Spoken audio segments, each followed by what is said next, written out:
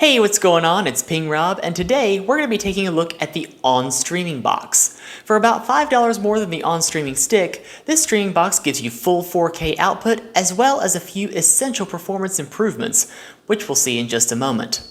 Unlike this product's pill-shaped counterpart, the power cord and power supply are permanently fused together rather than being two separate pieces. I found this to be a little disappointing because I actually like being able to swap out the cord and supply to best suit my unique setup. Fortunately, the power connector is micro USB. I had a micro B to A cable lying around, so I just used that to hook it to the side panel of my TV. The remote control includes a lovely array of buttons. It includes a power button for your TV, volume and mute buttons for your speakers, a dedicated Google Assistant button, home and back buttons, and 5 navigation buttons for cursor movement and selection.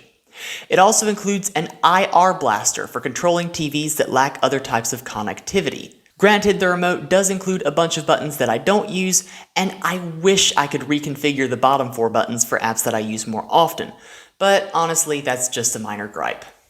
The bigger issue is the absence of a headphone jack for remote listening, but at least it takes standard AAA batteries rather than button cells. I'd rate the remote a 9 out of 10, but that's only because I'm picky. Again, the interface here is plain vanilla Android TV, which I love. I can't tell you how many of these devices come with proprietary, undeletable apps that very few of us actually use, and it's nice to see that Walmart isn't trying to shove that crap down our throats. And more importantly, the Wi-Fi on this thing is actually reliable. I've only lost connection a handful of times over the past 6 months, and that's usually because my ISP has decided not to uphold their end of the service agreement.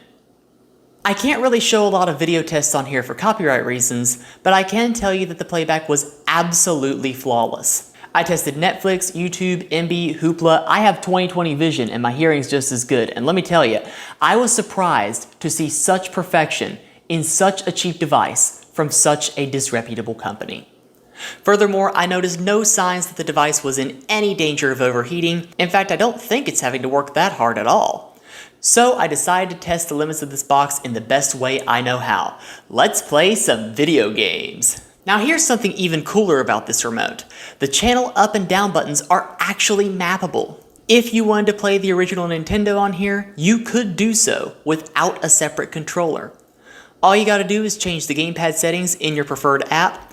I'd recommend binding channel down to the A button, channel up to the B button, these directions to up, down, left, and right, held sideways of course, and the center button to start. Unfortunately, we can only press one button at a time.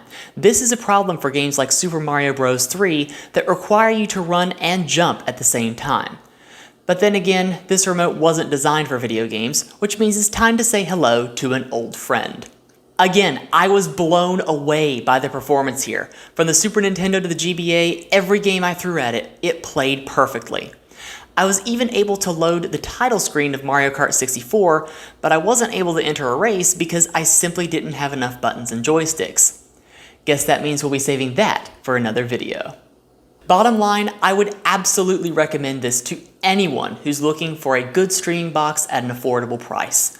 The pure, unadulterated Android TV experience, coupled with a nearly perfect remote, is hard to come by these days, and I never dreamed I'd find it at Walmart.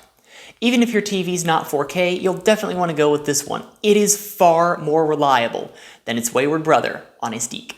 I do have to wonder though, does Walmart make any money off these promos on the home screen? They did increase their workers' wages by about $1, about 3 months after this box was released, so if they are, at least some of it's going to the right place. Maybe someday I should make an Android TV box myself, one with fully configurable buttons that donates its profits to the nearest shelter.